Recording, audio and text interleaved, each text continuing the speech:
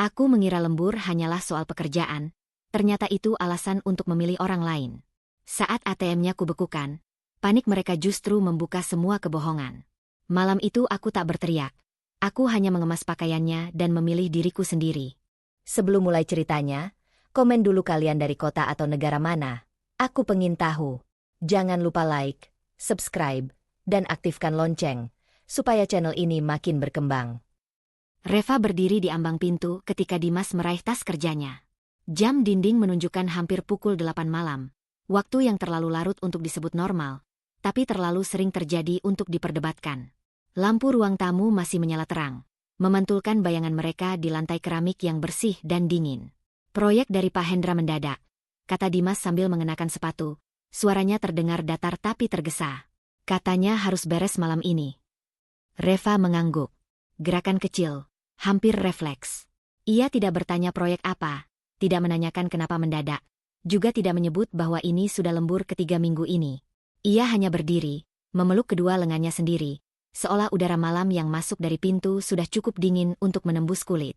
Pak Hendra, nama itu bukan asing. Atasan Dimas, orang yang sering dijadikan alasan paling aman. Reva mengenalnya cukup jauh untuk tahu bahwa pekerjaan memang bisa mendesak, tapi juga cukup lama menjadi istri Dimas untuk merasakan ada sesuatu yang tak lagi selaras di antara kata dan sikap suaminya. Jangan tungguin, tambah Dimas. Nada suaranya terdengar seperti perintah yang dibungkus perhatian. Ia tidak menatap Reva saat mengatakan itu. Iya, jawab Reva pelan. Satu kata. Selalu satu kata itu yang keluar akhir-akhir ini. Dimas melangkah keluar. Pintu tertutup dengan bunyi klik yang singkat, bersih, dan final. Tidak ada kecupan perpisahan. Tidak ada janji pulang cepat. Bahkan tidak ada suara langkah kaki yang tertahan, seolah ragu. Semuanya berjalan terlalu lancar. Reva masih berdiri di tempatnya beberapa detik setelah Dimas pergi. Tangannya perlahan turun, jemarinya dingin. Ia menatap pintu yang kini memantulkan bayangannya sendiri. Perempuan dengan rambut terikat seadanya, kaos rumah yang sudah lama, dan mata yang terlalu tenang untuk seseorang yang seharusnya merasa marah. Ia menarik napas panjang, lalu memutar badan dan berjalan ke dapur. Panci yang sejak sore ia siapkan untuk makan malam masih tertutup rapat. Ia membuka tutupnya, uap hangat naik perlahan, membawa aroma masakan yang dibuat dengan niat dimakan berdua.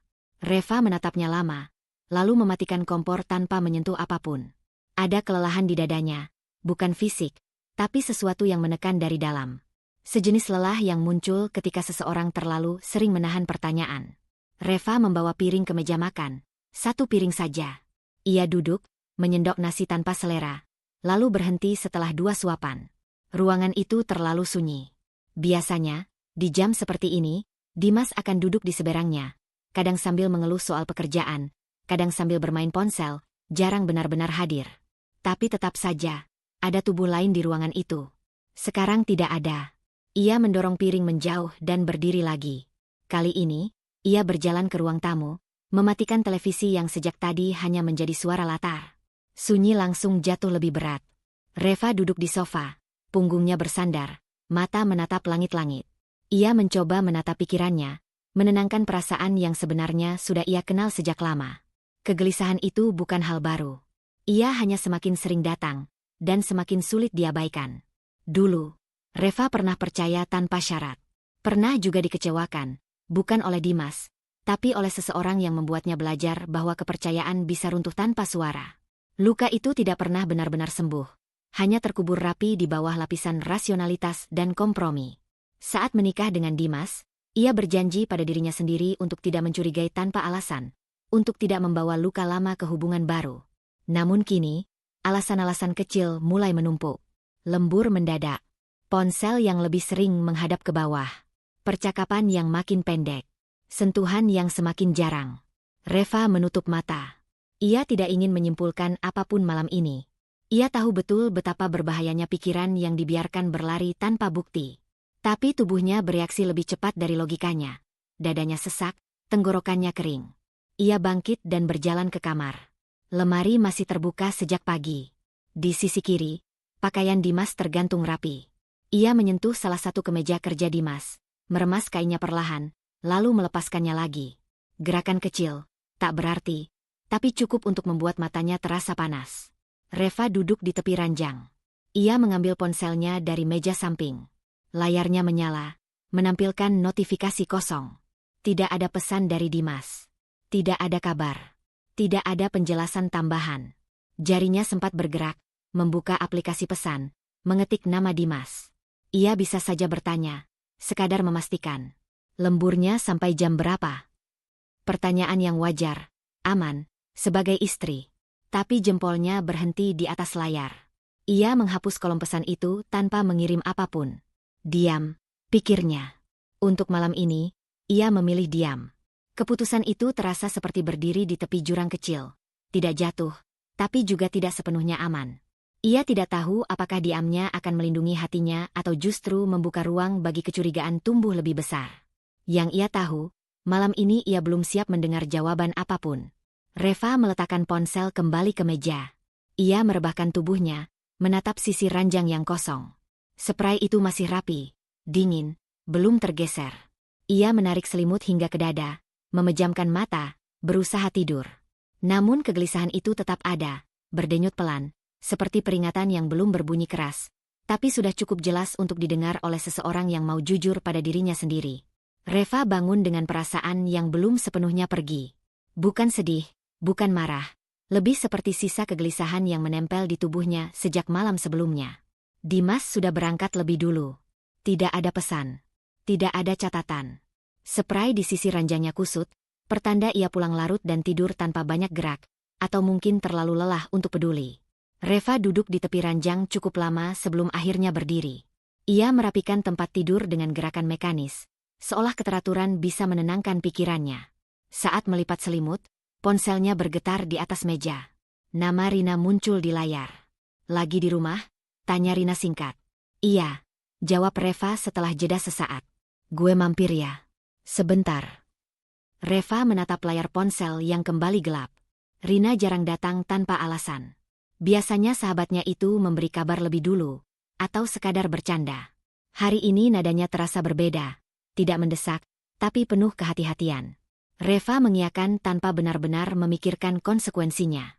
Beberapa jam kemudian, Rina sudah duduk di ruang tamu, memegang cangkir teh hangat yang Reva buatkan. Rina adalah satu dari sedikit orang yang bisa datang tanpa membuat Reva merasa harus tampil baik-baik saja. Sikapnya santai, tapi matanya tajam, terbiasa membaca perubahan kecil pada orang yang ia kenal lama. Kok sepi amat rumah lo? Kata Rina sambil melirik ke arah dapur. Dimas belum pulang. Udah berangkat dari pagi, jawab Reva. Nada suaranya netral, terlalu netral. Rina mengangguk pelan. Ia tidak langsung menanggapi. Ia menyeruput tehnya, lalu meletakkan cangkir itu perlahan, seolah memilih kata. Belakangan ini, dia sering lembur ya? Pertanyaan itu jatuh lembut, tapi tepat.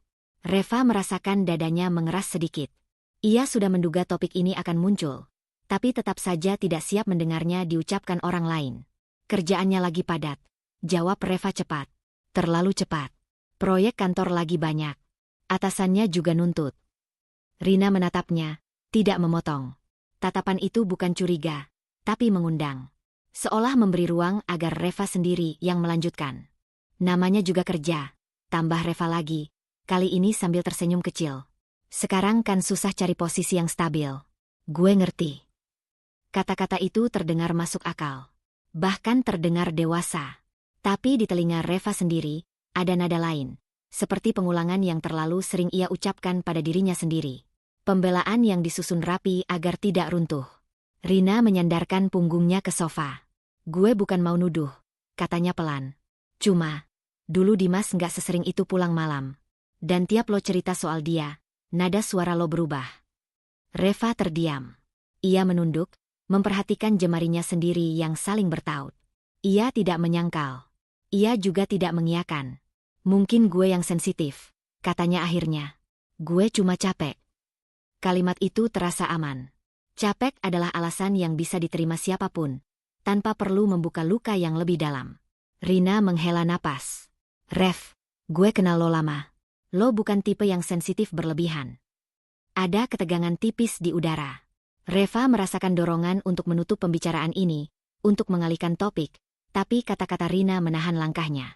Ada bagian dari dirinya yang ingin membantah, Tapi ada bagian lain yang mulai lelah berpura-pura.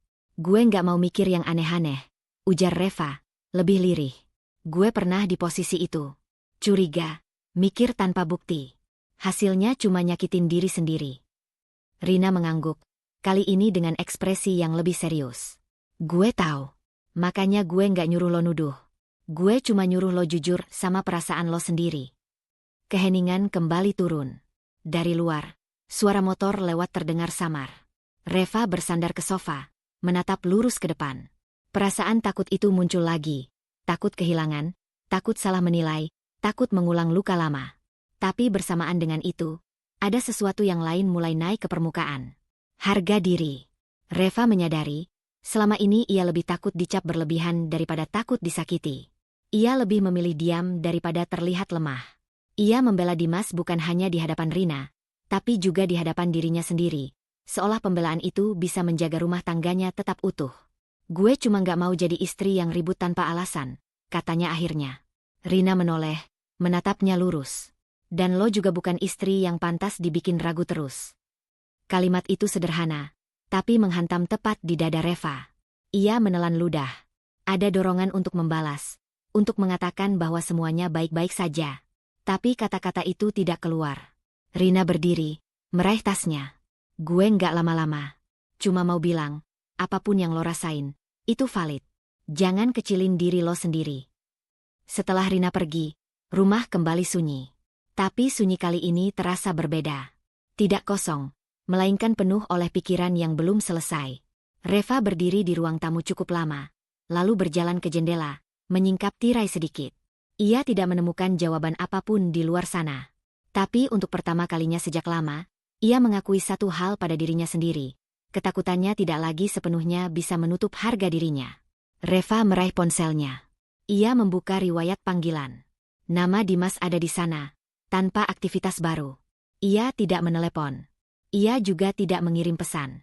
Namun kali ini, keputusannya berbeda. Ia menyimpan satu pertanyaan di kepalanya. Bukan untuk dikirim sekarang, tapi cukup untuk disimpan. Dan ia tahu, menyimpan pertanyaan itu saja sudah merupakan langkah kecil yang berisiko. Pagi di kantor berjalan seperti biasa bagi Dimas. Tapi ada sesuatu yang mengganjal sejak ia duduk di kursinya. Meja kerja rapi, layar komputer menyala. Deretan email menunggu dibalas.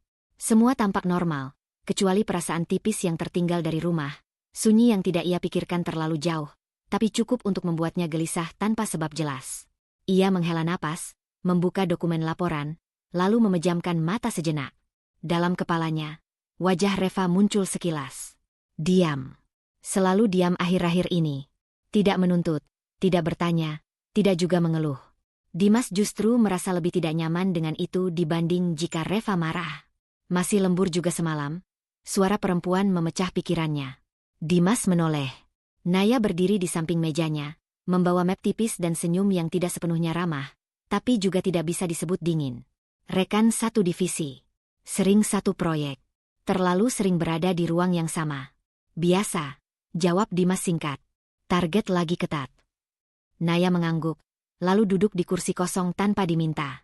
Makanya, katanya santai, gue pikir kita jadi makan malam nanti. Lo janji minggu lalu, inget? Janji. Kata itu membuat Dimas menegakkan punggungnya. Ia memang pernah mengucapkannya, setengah bercanda, setengah serius, di tengah tumpukan kerja dan keluhan bersama. Saat itu terasa ringan. Sekarang terasa berbeda. Kayaknya gue pulang aja, kata Dimas, mencoba terdengar wajar. Capek. Naya tersenyum tipis, tapi matanya tidak ikut tersenyum. Lo selalu capek tiap mau ditepati, ujarnya. Bukan menuduh, tapi menekan. Santai aja. Makan doang. Nggak bakal bikin hidup lo runtuh. Kalimat itu seharusnya terdengar bercanda. Tapi ada nada lain di sana.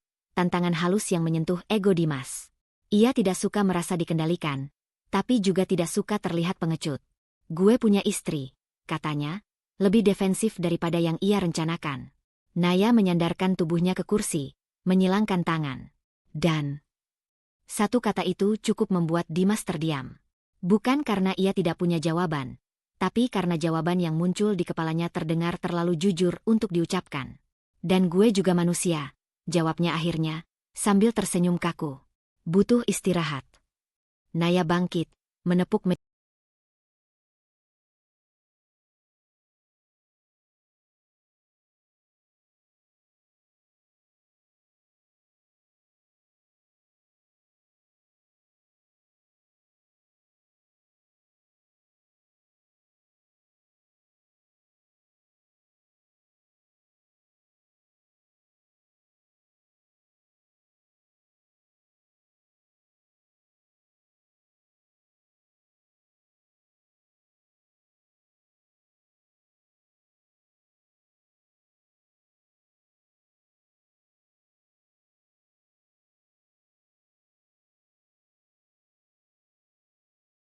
Jaringan. Nah, itu maksud gue. Istirahat. Bukan dosa. Setelah Naya pergi, Dimas menatap layar komputernya tanpa benar-benar membaca apapun. Kata-kata itu berputar di kepalanya. Bukan dosa. Istirahat. Hanya makan malam. Hiburan setelah stres. Ia mencoba meyakinkan dirinya sendiri. Pekerjaan menumpuk. Di rumah, suasana dingin tanpa konflik yang jelas. Reva tidak menuntut apapun, tapi justru itu membuatnya merasa sendirian. Di kantor, bersama Naya, ia merasa dilihat, didengar, dipahami, atau setidaknya diberi ilusi seperti itu. Sepanjang siang, Dimas bekerja dengan pikiran terpecah. Sesekali ia melirik ponselnya. Tidak ada pesan dari Reva. Tidak ada panggilan. Keheningan itu ia tafsirkan sebagai izin, atau setidaknya ketiadaan larangan. Ia tahu tafsiran itu berbahaya, tapi memilih menggunakannya. Menjelang sore, Pak Hendra lewat di antara deretan meja. Dimas, katanya singkat. Laporan lo kirim besok pagi aja. Nggak usah lembur. Dimas mengangguk. Siap, Pak. Kalimat itu seharusnya menjadi penutup. Alasan untuk pulang. Alasan untuk tidak menepati janji pada Naya. Tapi justru sebaliknya, ia merasakan kekosongan kecil. Alasan yang biasa ia pakai tiba-tiba hilang. Dan di celah itulah keputusan kecil mulai mengambil bentuk. Naya muncul lagi di mejanya saat jam kerja hampir selesai. Jadi, tanyanya singkat. Dimas menatap jam di pergelangan tangannya. Lalu ponsel di mejanya. Lalu layar komputer yang sudah ia matikan. Di kepalanya, suara Reva tidak muncul sebagai larangan, hanya sebagai bayangan sunyi yang bisa ia dorong ke belakang. Sebentar, katanya. Gue ambil jaket. Keputusan itu terasa ringan saat diucapkan. Hampir tidak berbobot. Tapi begitu ia berdiri dan berjalan menuju loker, ada sesuatu yang berubah di dadanya, campuran antara lega dan waspada. Di parkiran, udara sore terasa lebih bebas. Dimas masuk ke mobil, duduk di balik kemudi, dan menyalakan mesin. Ia mengirim pesan singkat ke Reva, pulang agak malam. Tadi Pak Hendra minta beresin satu hal lagi. Kebohongan itu mengalir terlalu mudah. Ia menatap pesan terkirim itu lama, lalu meletakkan ponsel terbalik di kursi sebelah. Mobil melaju keluar dari area kantor, menuju arah yang tidak biasa ia ambil sepulang kerja.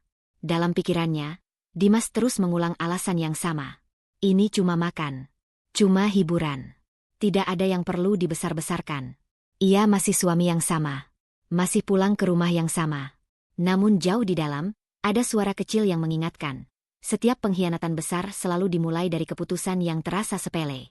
Dan meski Dimas belum siap mengakuinya, langkah kecil yang ia ambil sore itu telah membuka celah, cukup lebar untuk sesuatu yang tak lagi bisa ia kendalikan sepenuhnya. Reva tidak langsung tidur malam itu. Pesan dari Dimas masih tergeletak di layar ponselnya, singkat dan rapi, seolah ditulis sambil lalu tanpa beban. Pulang agak malam. Tadi Pak Hendra minta bersin satu hal lagi. Tidak ada permintaan maaf. Tidak ada penjelasan tambahan. Reva membaca kalimat itu berulang kali, bukan untuk mencari makna tersembunyi, tapi untuk menenangkan dirinya sendiri, meyakinkan bahwa semuanya masih berada dalam batas wajar. Ia meletakkan ponsel di samping bantal, menatap langit-langit kamar yang gelap. Tubuhnya lelah, tapi pikirannya tidak mau berhenti. Ia mengingat kata-kata Rina siang tadi tentang kejujuran pada perasaan sendiri. Reva menghela napas pelan, lalu memejamkan mata, memutuskan untuk menyerah pada kantuk. Pagi datang terlalu cepat. Reva bangun dengan kepala berat, seperti habis bermimpi panjang yang tidak jelas ujungnya. Dimas sudah tidak ada di rumah. Ia menemukan cangkir kopi kotor di wastafel dan jaket kerja Dimas tergantung sembarang di kursi, jejak tergesa yang terasa asing. Biasanya, Dimas cukup rapi. Detail kecil itu seharusnya tidak berarti apa-apa. Tapi pagi itu, semuanya terasa punya bobot. Setelah membereskan rumah seadanya, Reva duduk di ruang tamu dengan ponsel di tangan. Ia tidak berniat mencari apapun. Ia hanya membuka media sosial seperti biasa, menggulir tanpa tujuan, membiarkan waktu lewat.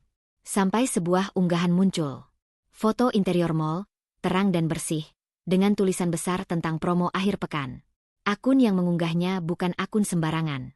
Nama Pak Hendra terpampang jelas di bagian atas layar. Atasan Dimas. Reva mengenal wajah itu dari foto-foto acara kantor yang sesekali Dimas perlihatkan. Pria paruh baya dengan senyum formal, jarang berbagi hal pribadi. Jam unggahan itu tercantum di sudut bawah foto. 22.30. Reva berhenti menggulir. Jarum waktu di kepalanya seolah berhenti sejenak. Jam itu bukan jam kantor. Bukan juga jam rapat mendadak. Ia menatap layar lebih lama dari yang seharusnya, memperbesar foto, mencari detail yang bisa menyangkal kecurigaannya sendiri. Tidak ada wajah Dimas di sana. Tidak ada bukti langsung apapun. Hanya sebuah fakta kecil yang berdiri sendiri. Cukup untuk mengusik, belum cukup untuk menuduh. Bisa aja, gumam Reva pelan. Acara kantor. Ia mengulang kalimat itu beberapa kali di kepalanya. Alasan itu masuk akal. Selalu ada kemungkinan yang masuk akal. Dan Reva memilih berpegangan pada itu, setidaknya untuk saat ini. Namun sesuatu telah berubah. Ia meletakkan ponsel, lalu berdiri dan berjalan ke dapur. Ia menuang air minum, meminumnya perlahan. Tangannya sedikit bergetar, tapi wajahnya tetap tenang. Bukan panik yang ia rasakan, melainkan kewaspadaan yang dingin, perasaan yang datang setelah seseorang berhenti berharap dan mulai mengamati. Reva menyadari satu hal, selama ini ia diam karena percaya. Sekarang, ia diam karena ingin tahu. Siang itu, Rina mengirim pesan, menanyakan kabar. Reva membalas singkat, tanpa cerita tambahan. Ia tidak ingin berbagi dugaan setengah matang. Ia tidak ingin dipengaruhi emosi orang lain sebelum emosinya sendiri menemukan bentuk. Sore menjelang, Dimas mengirim pesan lagi, memberitahu akan pulang agak malam. Alasannya sama. Reva membaca pesan itu tanpa reaksi berlebihan. Ia membalas dengan satu kata yang sudah menjadi kebiasaan. Iya. Tapi kali ini, kata itu tidak lagi berarti penerimaan. Ia hanya penutup percakapan. Reva duduk di ruang tamu saat malam turun. Televisi menyala tanpa suara.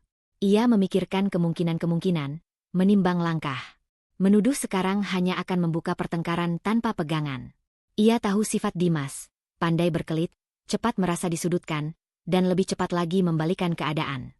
Jika ia ingin jawaban, ia harus sabar. Pukul 9 malam, Reva kembali membuka ponsel. Ia tidak langsung mencari akun Dimas. Ia membuka akun Pak Hendra sekali lagi, menggulir perlahan. Unggahan promo mall itu masih ada. Tidak ada penjelasan tambahan. Tidak ada klarifikasi. Reva menekan tombol simpan, gerakan kecil yang terasa asing dan berbahaya bagi dirinya sendiri. Ia tidak tahu mengapa ia menyimpannya. Mungkin sebagai pengingat. Mungkin sebagai pegangan.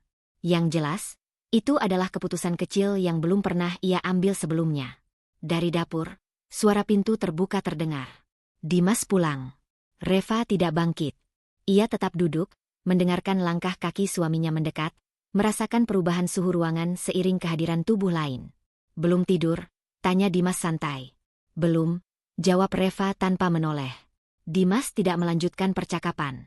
Ia masuk kamar, meninggalkan Reva dengan pikirannya sendiri. Untuk pertama kalinya, Reva tidak merasa perlu mengejar. Ia juga tidak merasa perlu menjauh. Ia hanya mengamati. Saat akhirnya ia berdiri dan berjalan ke kamar, langkahnya mantap. Di dalam dirinya, sebuah pergeseran telah terjadi. Diam yang dulu lahir dari kelelahan kini berubah menjadi kewaspadaan yang terukur. Dan Reva tahu, begitu ia mulai mengamati, tidak ada jalan kembali ke ketidaktahuan. Reva tidak merencanakan apapun sore itu. Keputusan untuk keluar rumah muncul begitu saja, ringan di kepala tapi berat di dada. Ia mengenakan pakaian sederhana, bukan untuk bertemu siapapun, bukan untuk terlihat menarik. Hanya ingin berjalan, katanya pada dirinya sendiri. Menggerakkan tubuh. Mengusir pikiran yang berputar terlalu lama di satu tempat. Mall terdekat adalah tujuan paling netral. Tempat umum. Ramai. Aman dari asumsi. Begitu melangkah masuk, Hawa dingin AC menyambutnya. Suara langkah kaki bercampur obrolan, musik latar yang lembut, aroma kopi dari kafe di sudut lantai dasar. Dunia berjalan normal, seolah tidak ada apapun yang sedang runtuh di dalam dirinya. Reva berjalan pelan, matanya menyapu etalase tanpa benar-benar melihat. Ia hanya ingin membaur, menjadi satu dari sekian banyak orang yang tidak sedang mencari jawaban. Bu Reva. Suara itu membuat langkahnya terhenti. Reva menoleh. Seorang pria berseragam satpam berdiri tak jauh darinya. Ekspresinya ragu tapi ramah. Wajah itu butuh 1 detik sebelum dikenali. Iya, jawab Reva. Saya Tomo, Bu. Satpam di sini, katanya cepat, lalu tersenyum kecil. Sering ketemu waktu dulu Bapak. Pak Dimas, jemput Ibu. Reva mengangguk pelan. Ingatan itu datang tanpa diminta. Dimas memang pernah beberapa kali menjemputnya di mal ini, bertahun-tahun lalu, saat semuanya masih terasa ringan. Tomo bukan orang asing, tapi juga bukan siapa-siapa. Hanya saksi kecil dari rutinitas lama. Oh, iya, kata Reva. Saya ingat. Sendiri aja, Bu? Tanya Tomo. Nada suaranya netral, sekadar basa-basi. Iya, cuma jalan-jalan. Tomo mengangguk. Silakan, Bu. Semoga nyaman. Percakapan itu singkat. Tidak penting. Tapi entah mengapa, jantung Reva berdegup lebih cepat setelahnya. Disebut nama Dimas di tempat ini, oleh orang lain, terasa seperti pertanda yang tidak ia minta. Reva melanjutkan langkahnya. Ia naik ke lantai 2, lalu 3, berhenti di depan sebuah toko perlengkapan rumah tangga. Ia masuk, menyentuh beberapa barang tanpa niat membeli. Tangannya bergerak otomatis, pikirannya melayang. Dan di sanalah ia melihat mereka. Awalnya hanya tawa. Suara yang familiar, terlalu familiar. Reva menoleh ke arah sumbernya. Perlahan, seolah tubuhnya bergerak lebih cepat dari kesadarannya. Dimas berdiri di lorong toko seberang. Jaket kerja yang sama seperti saat ia berangkat. Wajahnya terbuka, tertawa lepas. Di sampingnya, seorang perempuan, Naya, berdiri terlalu dekat untuk sekadar rekan kerja. Rambutnya tergerai rapi, pakaiannya kasual tapi terawat. Tangannya memegang 2 barang yang serupa, seolah membandingkan. Yang ini cocok berdua, kata Naya sambil tersenyum. Dimas mencondongkan tubuh, ikut melihat. Ia mengangguk, lalu tertawa lagi. Tawa yang tidak pernah Reva dengar di rumah belakangan ini. Reva berdiri kaku di tempatnya. Tubuhnya terasa berat, seolah lantai mal mendadak lengket menahan langkah. Ia tidak bersembunyi, tidak juga mendekat. Ia hanya berdiri, cukup jauh untuk tidak terlihat, cukup dekat untuk memastikan apa yang dilihatnya nyata. Mereka tidak bergandengan tangan, tidak berciuman. Tidak ada adegan yang bisa disebut vulgar atau terang-terangan. Justru itulah yang membuatnya lebih menyakitkan. Semuanya tampak wajar, nyaman, seperti kebiasaan, seperti pasangan. Reva merasakan sesuatu runtuh di dalam dadanya, tapi bukan ledakan. Lebih seperti bangunan yang perlahan kehilangan penopangnya. Satu persatu. Tanpa suara keras. Yang terlintas di pikirannya bukan kemarahan, melainkan pesan singkat Dimas. Pulang agak malam.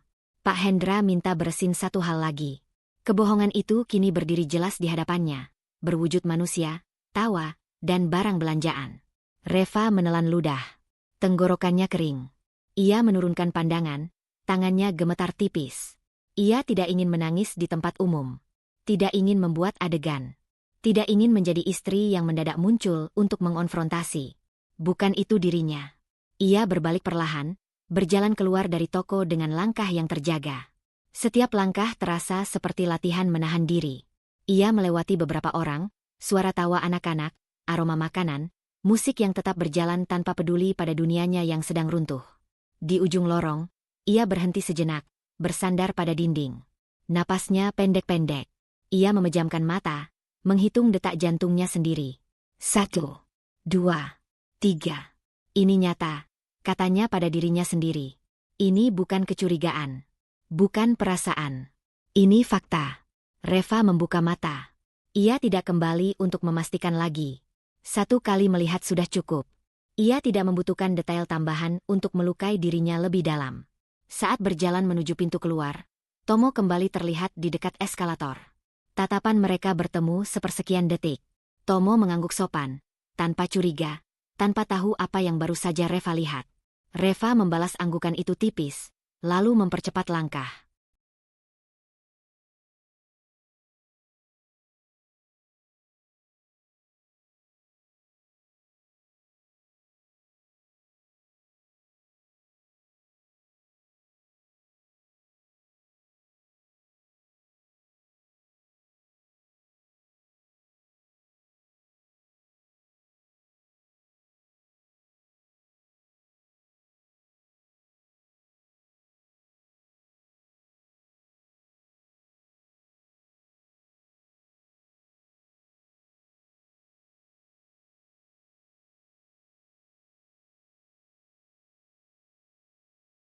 Begitu keluar dari mall, udara luar terasa berbeda, lebih hangat, lebih berat. Reva berdiri di trotoar, memeluk tasnya erat.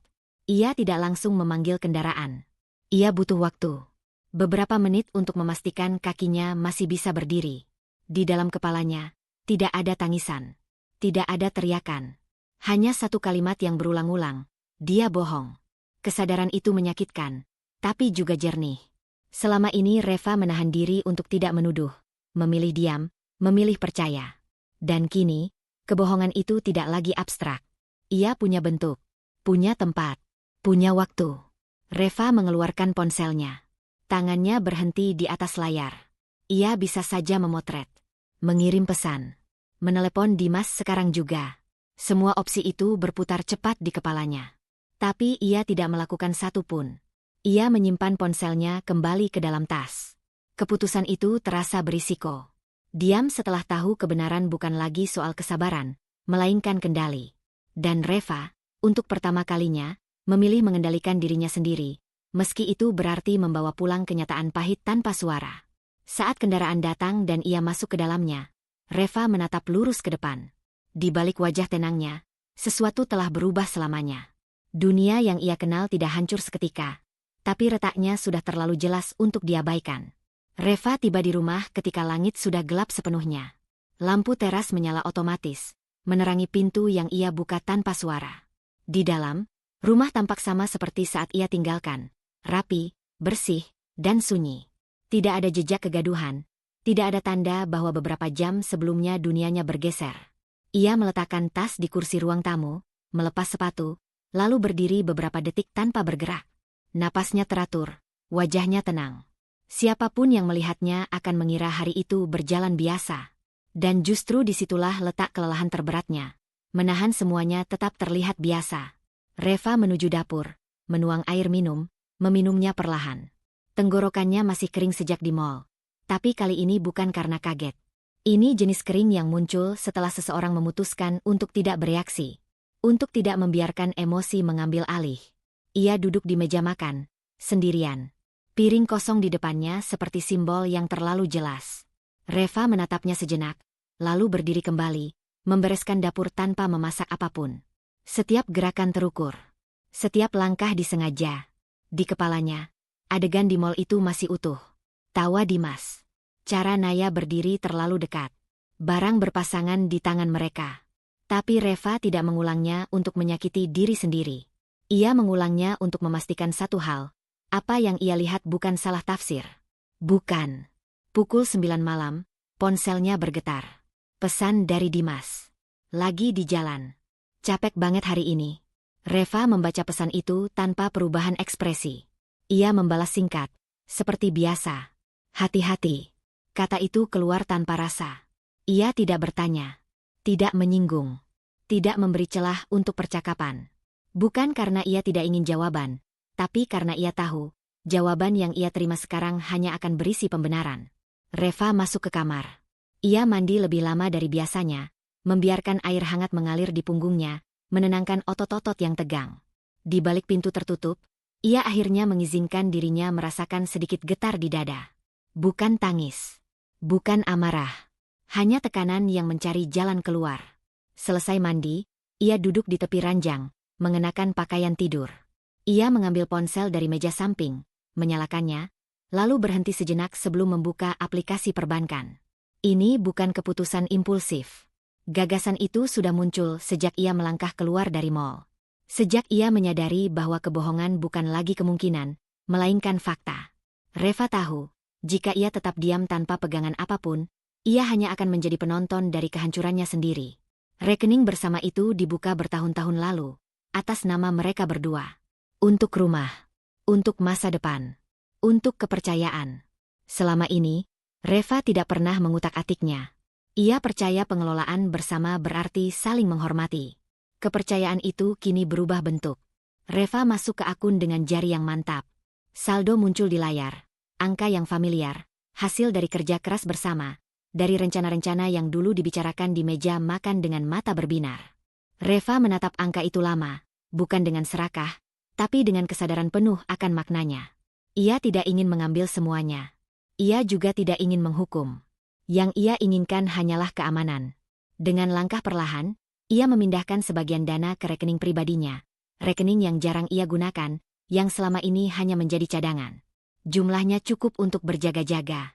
Cukup untuk memastikan ia tidak terjebak jika keadaan memburuk. Setiap konfirmasi transaksi terasa seperti detak jam yang lebih keras. Reva menarik napas, menekan tombol persetujuan, lalu menunggu. Layar memuat sebentar sebelum notifikasi muncul. Transaksi berhasil. Reva menutup aplikasi, meletakkan ponsel kembali ke meja. Tangannya sedikit gemetar sekarang, tapi wajahnya tetap tenang.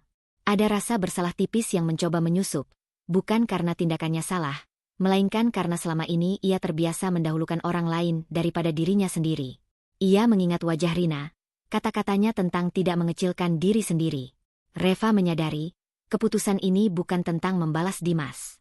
Ini tentang menjaga batas. Tentang harga diri yang selama ini ia taruh terlalu rendah demi menjaga keutuhan yang ternyata rapuh. Pintu depan terdengar terbuka. Dimas pulang. Reva tetap duduk di kamar. Ia mendengar langkah kaki Dimas, suara tas diletakkan, bunyi sepatu dilepas. Rutinitas yang biasa. Seolah tidak ada yang berubah. Dimas muncul di ambang pintu kamar. "Kamu belum tidur?" tanyanya, nada lelah. "Belum," jawab Reva singkat. Dimas mengangguk, lalu masuk ke kamar mandi. Tidak ada percakapan lanjutan. Tidak ada tatapan lama. Tidak ada kecurigaan. Reva memperhatikan semuanya dengan jarak emosional yang baru, bukan dingin, tapi jernih. Saat Dimas keluar dan merebahkan diri di sisi ranjang, Reva mematikan lampu. Gelap menyelimuti ruangan, memisahkan dua tubuh yang kini terasa asing satu sama lain. Reva menatap kegelapan. Di dalam dirinya, tidak ada rasa menang. Tidak ada kepuasan. Hanya keyakinan sunyi bahwa ia baru saja melangkah ke wilayah yang tidak bisa ditarik kembali.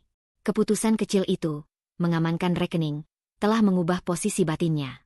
Dari istri yang menunggu penjelasan, menjadi perempuan yang bersiap menghadapi kemungkinan terburuk.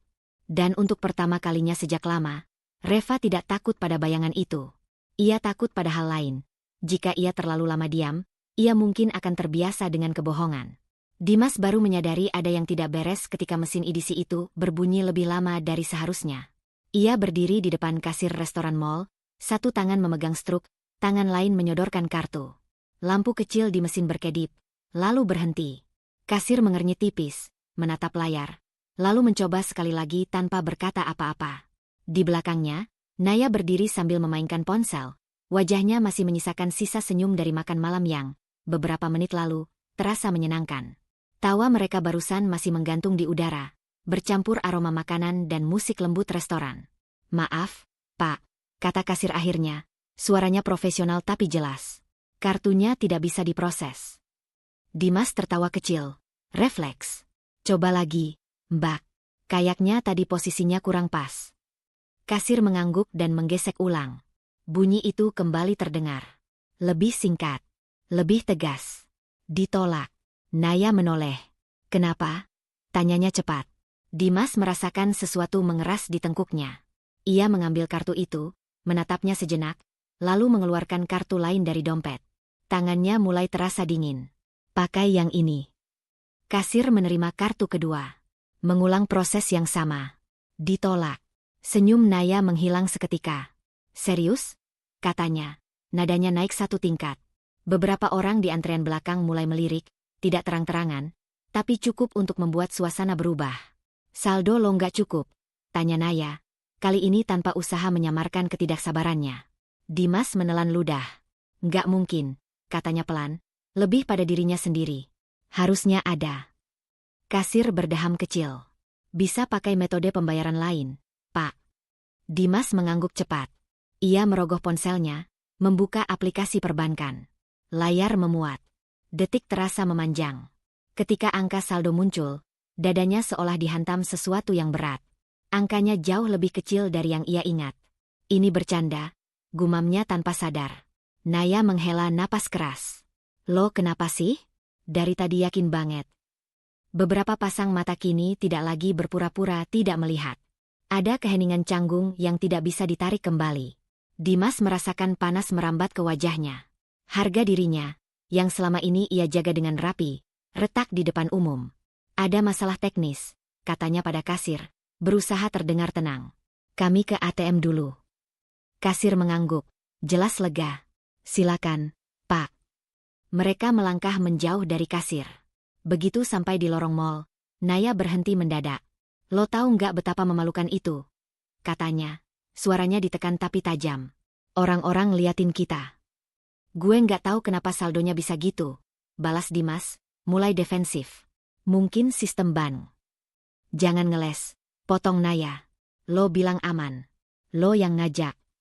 Dimas memijat pelipisnya. Di kepalanya, satu nama muncul tanpa diminta. Reva. Pikiran itu membuat napasnya semakin pendek.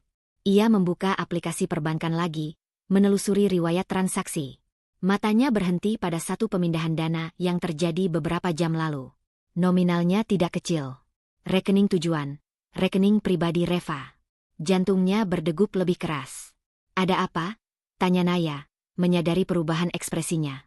Gue cek dulu, jawab Dimas singkat. Ia berbalik, berjalan menuju ATM dengan langkah cepat. Naya mengikuti di belakang, wajahnya menegang. Di depan mesin ATM, Dimas memasukkan kartu, menekan PIN dengan jari yang kini sedikit gemetar. Layar menampilkan saldo yang sama. Tidak salah baca. Ini nyata. Reva. Nama itu berputar-putar di kepalanya, bukan sebagai rasa bersalah, melainkan sebagai ancaman terhadap kendali yang selama ini ia pegang. Selama ini, ia selalu merasa satu langkah di depan, mengatur waktu, mengatur alasan, mengatur narasi. Dan kini, tanpa peringatan, pijakan itu bergeser. Lo bercandakan? Suara Naya terdengar di belakangnya, lebih pelan tapi syarat emosi. Lo bilang semuanya aman. Sekarang gue diseret ke situasi kayak gini. Dimas berbalik. Ini bukan salah gue. Terus salah siapa? Naya menyilangkan tangan, sikapnya berubah. Tidak ada lagi tawa. Tidak ada lagi nada manja. Yang ada hanya kekecewaan bercampur malu. Istri lo. Nama itu jatuh begitu saja dari mulut Naya, tanpa rasa bersalah. Dimas terdiam. Ia ingin membantah, tapi fakta berdiri terlalu jelas. Untuk pertama kalinya, ia merasa tidak memegang kendali penuh atas hidupnya sendiri. Ada orang lain yang kini bisa memengaruhi geraknya, pilihannya, bahkan citranya di depan orang lain. Gue nggak mau kejadian kayak gini lagi, kata Naya tegas. Kalau lo nggak bisa urus-urusan lo sendiri, jangan libatin gue. Kata-kata itu menusuk tepat di ego Dimas. Selama ini, ia merasa berada di posisi diinginkan, diperlukan. Sekarang, posisi itu goyah. Kita bisa atur ulang, katanya cepat. Ini cuma salah paham. Naya tertawa pendek, tanpa humor. Salah paham yang bikin kartu lo ditolak di depan kasir? Lo tahu rasanya kayak apa? Dimas tidak menjawab. Ia tahu, apapun yang ia katakan sekarang hanya akan terdengar sebagai pembelaan kosong. Naya menghela napas panjang, lalu mengambil tasnya. Gue pulang sendiri, katanya. Gue butuh mikir. Ia pergi tanpa menoleh lagi. Dimas berdiri di dekat ATM, sendirian di tengah keramaian mall. Suara langkah kaki orang-orang berlalu lalang di sekitarnya, tapi ia merasa terpisah, seperti berdiri di balik kaca tebal. Untuk pertama kalinya, kebohongan yang ia rawat tidak hanya berisiko menyakiti Reva, tapi juga meruntuhkan kendalinya sendiri. Ia mengeluarkan ponsel, membuka percakapan dengan Reva. Jarum jam di layar menunjukkan hampir pukul 10 malam. Biasanya, ia akan menunda, menyusun alasan. Tapi malam ini, rasa panik mendorongnya ke arah yang berbeda. Jarinya bergerak cepat, mengetik dengan emosi yang belum tertata. Kenapa kamu pindahin uang tanpa bilang? Pesan itu terkirim sebelum ia sempat menahan diri. Begitu layar kembali sunyi, Dimas menyadari apa yang baru saja ia lakukan. Ia baru saja membuka pintu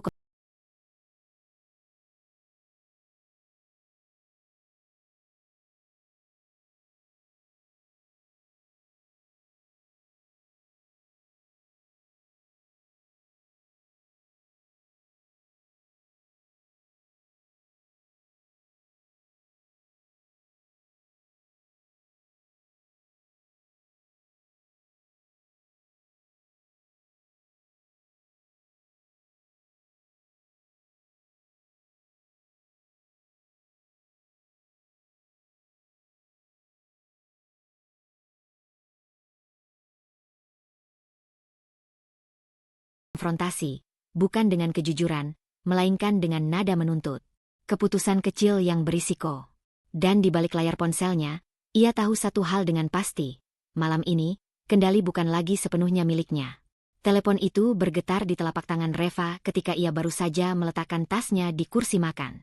Apartemen terasa terlalu sunyi malam itu, seolah dinding-dindingnya ikut menahan napas. Lampu dapur menyala setengah, cukup untuk menerangi meja kecil yang biasanya menjadi tempat mereka berbagi cerita. Atau lebih sering, tempat Dimas berbicara dan Reva mendengarkan. Nama Dimas menyala di layar. Reva menatapnya beberapa detik lebih lama dari biasanya. Dadanya tidak bergejolak seperti yang ia bayangkan akan terjadi setelah keputusan siang tadi. Tidak ada ledakan marah, tidak ada air mata.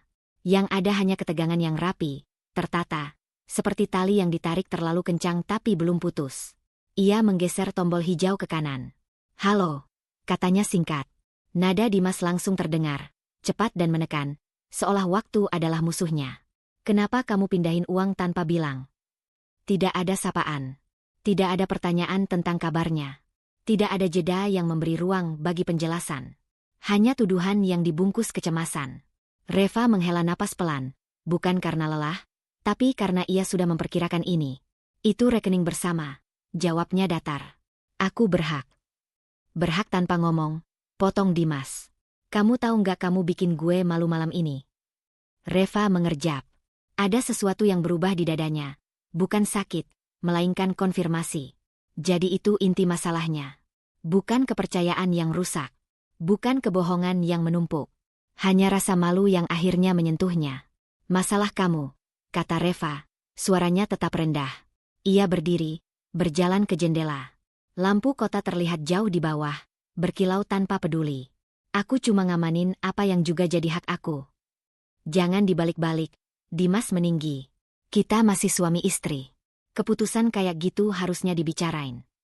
Reva tersenyum tipis, senyum yang tidak sampai ke mata. "Sejak kapan kita membicarakan keputusan?" Kalimat itu menggantung di udara, tajam tapi tenang. Ada jeda di ujung sana. Reva bisa membayangkan Dimas sedang mengatupkan rahang, mencari cara untuk mengambil alih kembali percakapan. "Jangan sok korban," kata Dimas akhirnya. "Kalau kamu ada masalah, bilang. Jangan main aman sendiri." Reva memejamkan mata. Kata-kata itu terasa ironis, hampir lucu. Selama ini, ia yang menahan diri. Ia yang memilih diam agar rumah tetap terlihat utuh. Dan sekarang, ketika ia mengambil satu langkah rasional, ia disebut egois. "Aku nggak mau ribut," jawabnya singkat. "Aku cuma ambil langkah yang perlu." "Langkah yang bikin gue kelihatan kayak orang nggak becus," balas Dimas cepat. "Kamu tahu gue lagi banyak urusan." Reva membuka mata. Ia melihat bayangan dirinya sendiri di kaca jendela. Wajah yang lebih tenang dari yang ia kenali beberapa minggu lalu. Ada jarak di sana, bukan hanya dari Dimas, tapi dari versi dirinya yang lama. "Dimas," katanya, menyebut nama itu perlahan. "Aku nggak minta kamu jelasin hidup kamu. Aku juga nggak minta dimengerti." "Terus maunya apa?" Nada Dimas terdengar frustrasi. "Kamu mau perang dingin? Mau bikin semuanya tambah kacau?" Reva diam sejenak. Di kepalanya, muncul potongan-potongan kecil. Tomo yang menyapanya di mall, tawa Dimas yang bukan untuknya, angka saldo yang ia amankan dengan tangan gemetar tapi hati teguh. Semua itu membentuk satu garis lurus yang tidak lagi bisa ia belokkan.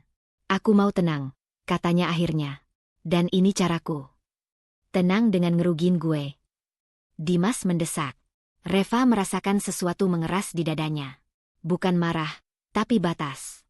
Aku nggak ngerugiin kamu, katanya pelan. Aku berhenti ngerugiin diri aku sendiri. Di ujung sana, napas Dimas terdengar berat. Kamu berubah, katanya. Nada itu setengah tuduhan, setengah peringatan. Reva mengangguk kecil, meski tahu Dimas tidak bisa melihatnya. Iya. Satu kata itu jatuh tanpa pembelaan. Balikin uangnya, kata Dimas, kini lebih dingin. Kita bisa ngomong baik-baik nanti. Reva menatap pantulan wajahnya lagi. Ia tahu, jika ia membuka ruang sekarang, semuanya akan kembali ke pola lama. Penjelasan yang dipelintir, emosi yang ditekan, janji yang menggantung. Ia tidak ingin itu. Tidak, jawabnya. Apa? Nada Dimas naik lagi. Aku bilang tidak. Reva mengatur napas.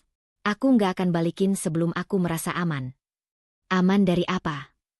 Dimas tertawa pendek, tanpa humor. Dari suami kamu sendiri. Reva tidak menjawab. Ia tahu, jawaban apapun hanya akan menjadi bahan baru untuk dipatahkan. Reva, jangan bikin gue kehilangan kesabaran. Dimas mengancam halus. Kalimat itu, yang dulu membuatnya mundur, kini terdengar asing. Seperti bahasa lama yang tidak lagi ia gunakan. Aku mau tutup telepon, kata Reva. Tidak ada emosi berlebih, hanya keputusan. Kamu lari sekarang. Dimas menyela cepat. Ini cara kamu menyelesaikan masalah. Reva menutup mata sejenak. Ada bagian kecil dalam dirinya yang ingin menjelaskan, ingin adil, ingin memastikan ia tidak disalahpahami. Tapi ia menyadari sesuatu yang sederhana dan berat sekaligus. Ia tidak bertanggung jawab atas pemahaman Dimas. Aku nggak lari, katanya pelan. Aku berhenti. Dan sebelum Dimas bisa menjawab, Reva menekan tombol merah. Panggilan terputus. Sunyi kembali memenuhi apartemen, tapi kali ini berbeda. Sunyi itu tebal, seperti tembok yang baru saja dibangun. Bukan untuk mengurung, melainkan untuk melindungi. Reva meletakkan ponsel di meja, tangannya sedikit bergetar, tapi dadanya terasa lebih lapang. Ia tahu, dengan menutup telepon itu, ia telah mengubah jarak menjadi batas nyata. Dan batas itu tidak akan disukai Dimas. Reva berjalan ke kamar, membuka laci kecil di samping tempat tidur. Di sana, tersimpan map tipis berisi dokumen rekening dan beberapa catatan yang belum pernah ia sentuh. Ia mengeluarkannya, menaruh di atas ranjang. Keputusan tadi bukan akhir. Justru awal dari sesuatu yang lebih berisiko. Ia duduk di tepi ranjang, menatap map itu lama. Lalu, dengan gerakan pelan tapi pasti, ia mengambil ponselnya lagi, bukan untuk menelepon Dimas, melainkan membuka kontak yang selama ini ia abaikan. Seorang kenalan lama, orang bank yang pernah berkata, kalau suatu hari kamu butuh konsultasi, kabari. Jarinya melayang di atas layar. Reva tahu, satu langkah kecil lagi akan membuat tembok ini semakin tinggi, dan tak mudah diruntuhkan. Pagi itu Reva terbangun dengan sisa ketegangan semalam yang belum sepenuhnya luruh. Ponselnya tergeletak di meja samping ranjang. Layar gelap, tak ada panggilan tak terjawab. Keheningan terasa berbeda setelah ia menutup telepon Dimas. Bukan hampa, melainkan waspada. Seperti rumah yang baru saja dipasangi kunci tambahan. Ketukan di pintu datang ketika Reva sedang menyeduh teh. 3 kali, berurutan, tegas. Ia berhenti menuang air, menatap pintu sejenak. Ada firasat yang tak menyenangkan, tapi ia tetap melangkah. Di ambang pintu berdiri Bu Sari, ibu Dimas. Rambutnya disanggul rapi, tas tangan digenggam erat, wajahnya mengeras oleh kekhawatiran yang bercampur kemarahan terpendam. Ia tidak tersenyum. Reva, katanya singkat, melangkah masuk tanpa menunggu dipersilakan. Kita perlu bicara. Reva menutup pintu pelan. Dadanya mengencang, bukan karena takut, tapi karena ia tahu percakapan ini tidak akan adil sejak awal. Silakan, Bu, katanya, berusaha menjaga nada tetap sopan. Bu Sari duduk di sofa, punggungnya tegak. Matanya berkeliling apartemen seolah mencari bukti kekacauan yang tidak ia temukan. Dimas telepon saya semalam, katanya langsung. Katanya kamu tiba-tiba mindahin uang, bikin dia malu di luar. Kamu tahu nggak, itu keterlaluan. Reva berdiri beberapa langkah dari sofa. Ia tidak duduk. Ada dorongan kecil dalam dirinya untuk tetap tegak, seolah duduk akan membuatnya lebih kecil. Bu Sari dengar ceritanya dari Dimas saja. Tanyanya hati-hati. Dia suami kamu. Jawab Bu Sari cepat. Masa iya saya nggak percaya? Kalimat itu jatuh seperti palu. Reva mengangguk pelan. Saya cuma ingin memastikan, Bu. Karena ceritanya nggak sesederhana itu. Bu Sari menghela napas panjang. Nada suaranya berubah menjadi menasihati. Reva, rumah tangga itu soal sabar. Kalau ada masalah, dibicarakan. Bukan main aman sendiri. Kamu ini istri, jangan gegabah. Kata istri terdengar seperti label, bukan peran yang hidup. Reva merasakan sesuatu bergerak di dalam dadanya. Bukan amarah, melainkan kesadaran yang mulai tajam. Saya sudah lama sabar, Bu, katanya pelan. Dan saya sudah lama membicarakan.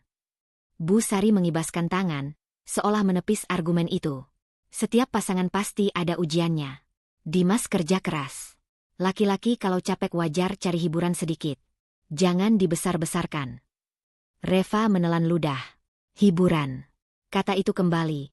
Kali ini dari mulut yang berbeda. Ia memejamkan mata sesaat, lalu membukanya dengan tatapan lebih jernih. Bu Sari tahu hiburan seperti apa yang ibu maksud. Bu Sari terdiam sejenak, lalu menghindari tatapannya. Yang penting jangan bikin aib. Orang luar nggak perlu tahu masalah kalian. Reva tersenyum tipis, pahit. Aib. Selama ini, rasa sakitnya dianggap ancaman bagi citra keluarga. Saya tidak sedang membuka aib, Bu, katanya. Saya sedang melindungi diri. Dari apa? Bu Sari menajamkan suara. Dari suami sendiri? Kamu ini terlalu curiga. Jangan karena emosi sesaat, kamu rusak semuanya. Reva merasakan tekanan naik ke tenggorokan. Ia ingin mengatakan banyak hal. Tentang mall, tentang tawa yang bukan untuknya, tentang kebohongan yang nyata. Tapi ia sadar, fakta-fakta itu tidak akan diterima di ruang yang sejak awal sudah memihak. Bu Sari, katanya akhirnya, suaranya sedikit bergetar tapi tidak pecah. Selama ini, setiap kali ada masalah, saya yang diminta mengalah. Kalau Dimas pulang terlambat, saya yang diminta ngerti. Kalau saya bertanya, saya yang dibilang lebay. Sekarang, ketika saya mengambil satu langkah supaya aman, saya juga yang salah. Bu Sari mengerutkan kening.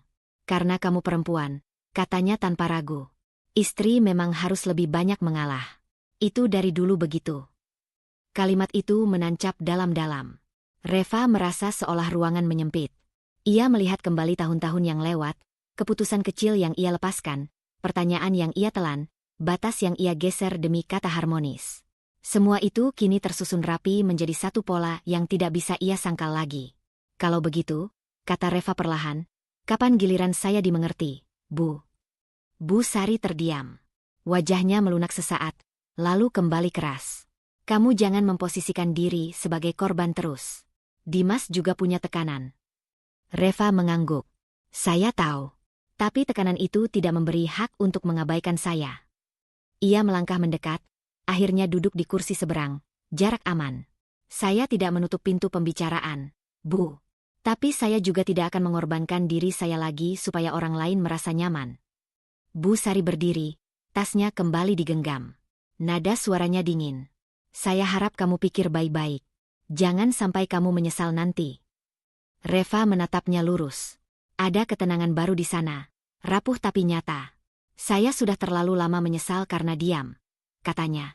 Bu Sari tidak menjawab. Ia melangkah ke pintu, berhenti sejenak. Saya cuma mau keluarga ini utuh, katanya lebih pelan. Reva berdiri. Saya juga, Bu. Tapi utuh tidak berarti saya hilang. Pintu tertutup dengan bunyi klik yang ringan. Reva berdiri di ruang tamu, jantungnya berdebar cepat. Tangannya gemetar, bukan karena takut, melainkan karena sesuatu telah bergeser.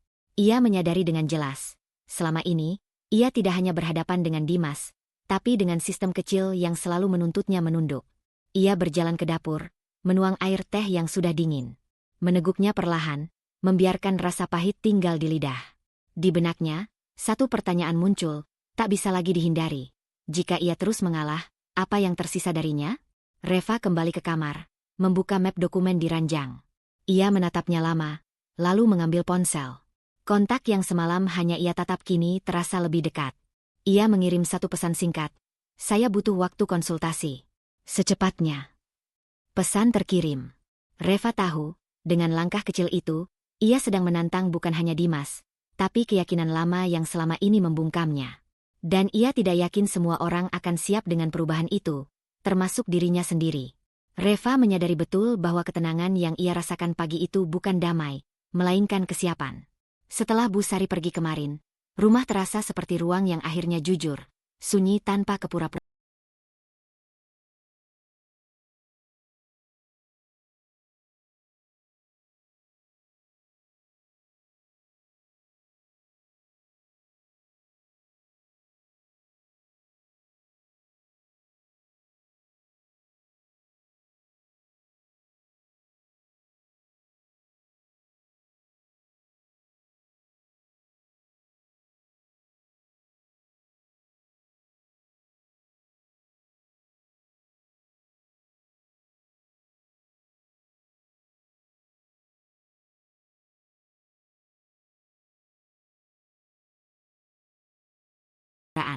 Ia bergerak perlahan, menata napas, menata pikiran, lalu menata barang-barang Dimas dengan urutan yang rapi dan dingin.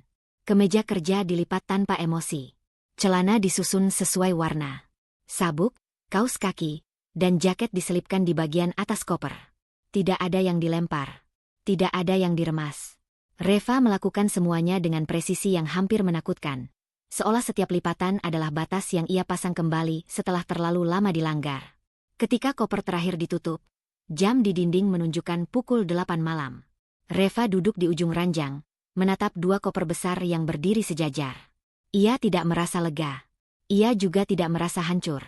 Yang ada hanya rasa mantap yang belum pernah ia rasakan sebelumnya. Rasa bahwa ia tidak sedang bereaksi, melainkan bertindak. Kunci pintu berputar tidak lama kemudian. Dimas masuk dengan langkah cepat, tas kerja masih menggantung di bahu. Wajahnya terlihat lelah, tapi ada sisa ketegangan dari beberapa hari terakhir yang belum hilang. Ia berhenti di tengah ruang tamu saat matanya menangkap dua koper di dekat kamar. "Apa ini?" tanyanya, suaranya langsung meninggi, seolah volume bisa menghapus makna. Reva keluar dari kamar dengan langkah tenang. Ia berdiri berhadapan dengannya, jarak cukup dekat untuk mendengar napas masing-masing, cukup jauh untuk tidak terseret emosi. "Pakaian kamu," katanya datar. "Aku kemasi." Dimas terkekeh singkat, kering. "Kamu ngapain sih?" "Ini bercanda." Reva menggeleng pelan. "Tidak." Kata itu jatuh sederhana, tanpa penekanan, justru itulah yang membuat Dimas tersentak. Ia melangkah mendekat, alisnya berkerut. "Kamu marah karena masalah kemarin? Soal kartu? Itu cuma miskomunikasi." Reva tidak mundur. "Aku tidak sedang membahas kartu." "Terus apa?" Dimas menghela napas kesal. "Kamu tahu kan kerjaanku lagi gila-gilaan. Aku capek." "Reva, jangan tambah masalah."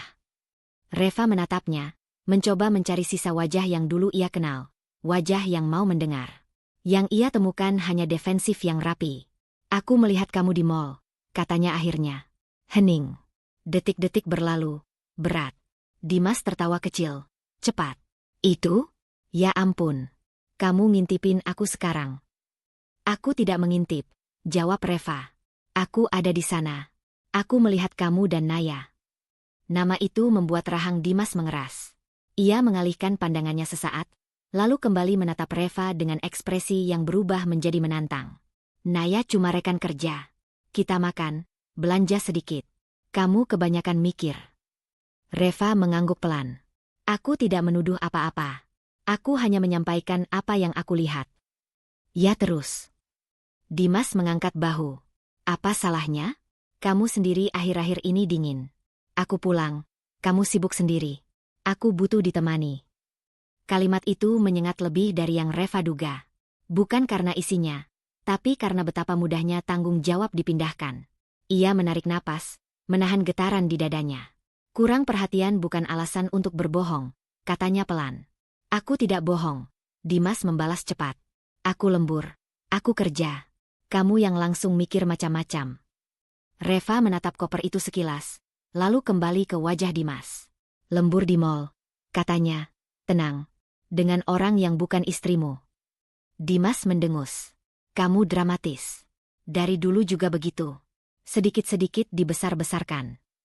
Ada denyut di pelipis Reva. Ia merasakannya, tapi tidak membiarkannya mengambil alih. "Aku tidak berteriak. Aku tidak memaki. Aku tidak menghinamu," katanya, satu persatu, seperti menata fakta di meja. Aku hanya mengatakan aku tidak menerima kebohongan. Dimas melangkah mundur setengah langkah, tangannya menyisir rambut. Jadi kamu langsung usir aku? Segitunya? Reva menggeleng lagi. Aku minta kamu pergi sementara. Kemana? Dimas menyipitkan mata. Ke rumah ibu? Supaya semua orang mikir aku suami gagal. Reva menahan diri untuk tidak tersenyum pahit. Itu pilihanmu. Dimas mendekat lagi, suaranya melunak, tapi ada tekanan di baliknya. Reva, jangan gila. Ini rumah kita. Kamu nggak bisa seenaknya. Ini rumah yang aku jaga sendirian ketika kamu memilih pergi tanpa jujur. Potong Reva, masih dengan nada rendah. Aku tidak mengusirmu karena dendam. Aku butuh ruang untuk berpikir tanpa dibohongi. Dimas terdiam. Wajahnya berubah, bukan menyesal, melainkan kesal karena tidak bisa mengendalikan situasi. Jadi ini semua salah aku, katanya. Kamu sama sekali nggak introspeksi. Reva merasakan sesuatu mengeras di dalam dirinya. Bukan kebencian, melainkan batas. Aku sudah lama introspeksi, katanya. Dan hasilnya, aku sadar aku terlalu sering menyalahkan diri sendiri untuk pilihanmu. Dimas tertawa sinis. Kamu pikir kamu sempurna? Tidak, jawab Reva. Tapi aku jujur. Hening kembali. Dimas menatap koper-koper itu. Lalu Reva. Kamu akan menyesal, katanya pelan, seperti peringatan. Aku pergi sekarang, tapi jangan salahkan aku kalau nanti semuanya jadi besar. Reva mengangguk. Aku sudah siap dengan konsekuensi. Dimas mengambil satu koper dengan gerakan kasar, menyeretnya ke pintu. Ia berhenti sejenak, menoleh. Kalau kamu berubah pikiran, telepon aku. Reva tidak menjawab. Pintu tertutup dengan suara lebih keras dari biasanya. Reva berdiri sendirian di ruang tamu. Napasnya bergetar baru setelah semuanya usai. Lututnya terasa lemas, tapi ia tidak duduk. Ia berjalan ke jendela, menatap lampu kota yang menyala, satu persatu. Ia tahu, langkah ini tidak akan mengakhiri apapun. Justru sebaliknya, ini awal dari badai yang lebih besar. Tekanan dari keluarga, dari lingkungan, dari Dimas sendiri, akan datang bertubi-tubi. Ponselnya bergetar. Sebuah pesan masuk dari nomor yang belum ia simpan. Bu Sari di sini. Dimas bilang kamu berlebihan. Reva menutup mata sesaat. Lalu ia membuka kembali, mengambil napas panjang, dan mengetik balasan singkat. Saya siap bicara. Tapi hanya dengan kebenaran. Ia menekan kirim, menyadari bahwa dengan pesan itu, ia sedang memilih jalan yang tidak bisa lagi ditarik mundur. Pagi itu Reva bangun dengan tubuh yang terasa lebih ringan. Tapi pikirannya justru lebih siaga. Semalam ia tidur tanpa mimpi, atau mungkin terlalu lelah untuk mengingatnya. Di dapur, ia menyeduh kopi dan duduk menghadap jendela, membiarkan cahaya pagi menyentuh lantai. Ketenangan itu rapuh, ia tahu. Seperti permukaan air yang tenang karena angin belum datang. Ponselnya bergetar sekali. Pesan dari nomor Dimas. Reva tidak langsung membukanya. Ia menunggu napasnya stabil, baru menekan layar. Pak Hendra manggil aku. Sekarang. Tidak ada emotikon. Tidak ada penjelasan. Reva menatap kalimat itu lama, merasakan sesuatu berdenyut di dadanya. Bukan puas, bukan juga cemas. Lebih mirip kesiapan untuk menerima konsekuensi yang selama ini ia antisipasi. Ia meletakkan ponsel kembali, memilih tidak membalas.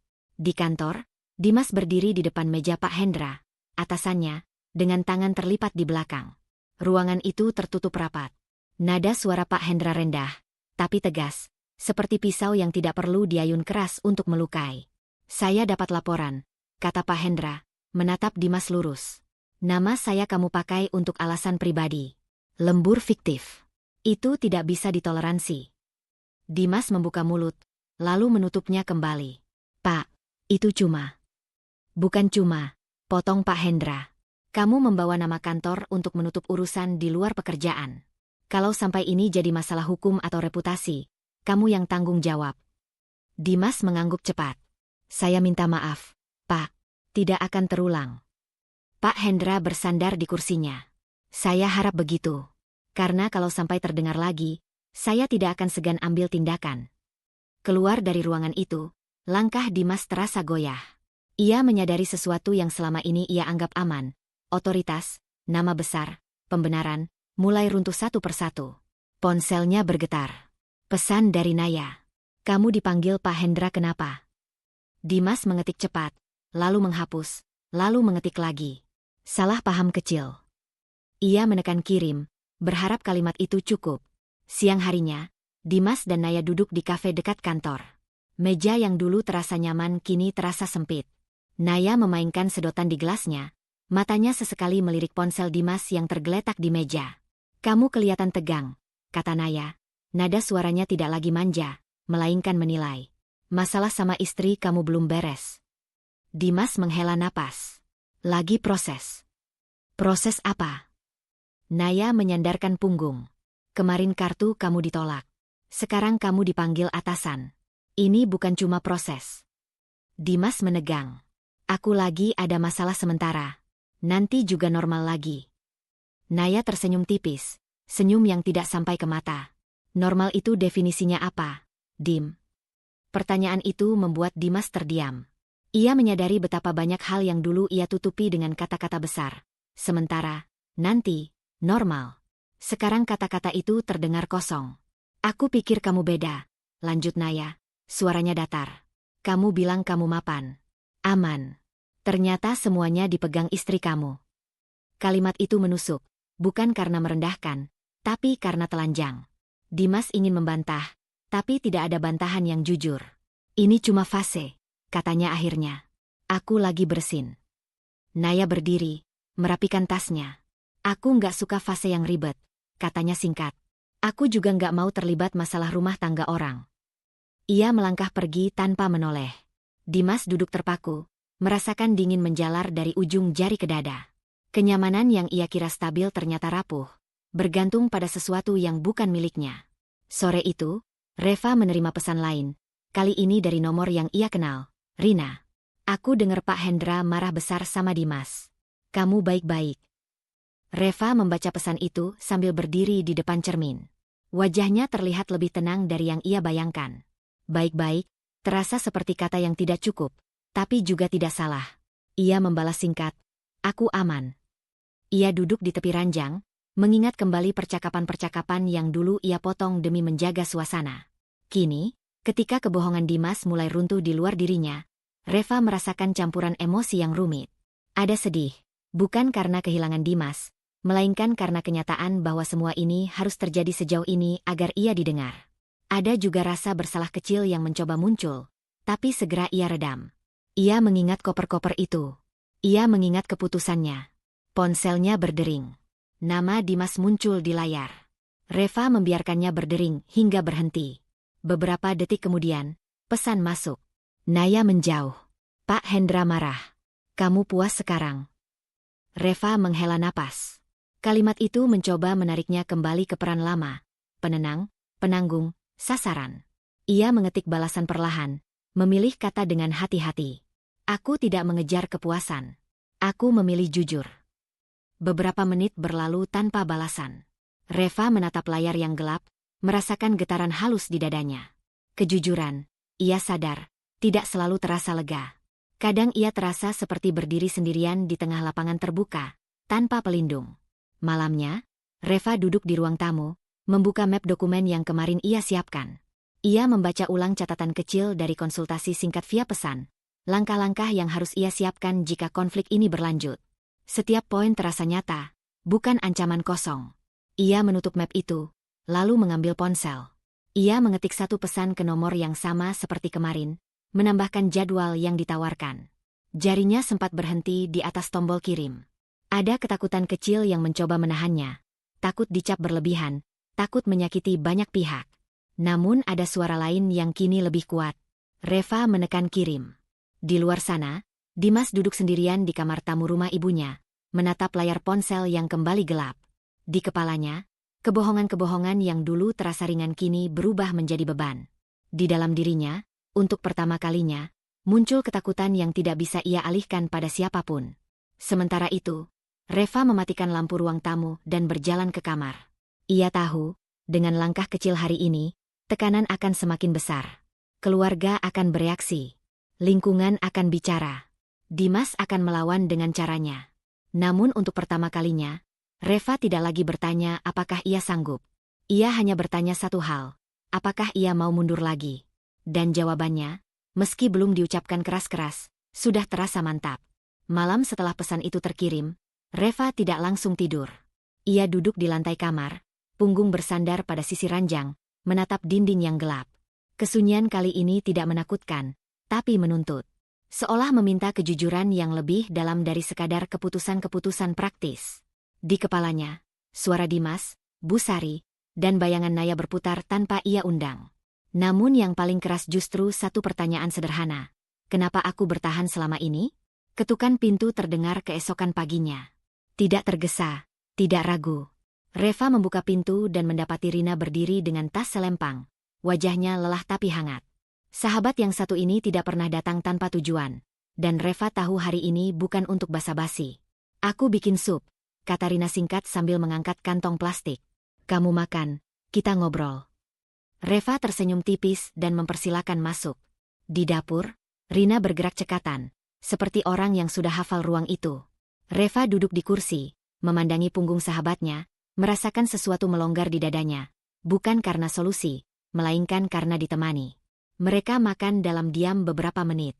Sendok beradu pelan dengan mangkuk. Rina memecah hening lebih dulu. Aku dengar kabar dari kantor, katanya, tanpa menatap. Pak Hendra marah. Naya menjauh. Reva mengangguk. Aku tahu. Dan kamu? Rina menoleh, matanya tajam tapi tidak menghakimi. Kamu gimana? Pertanyaan itu membuat Reva terdiam lebih lama.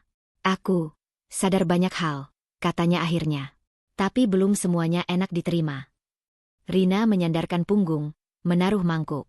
Coba kita urutkan, katanya. Ini bukan pertama kali Dimas menghindar dari tanggung jawab, kan? Reva menatap meja.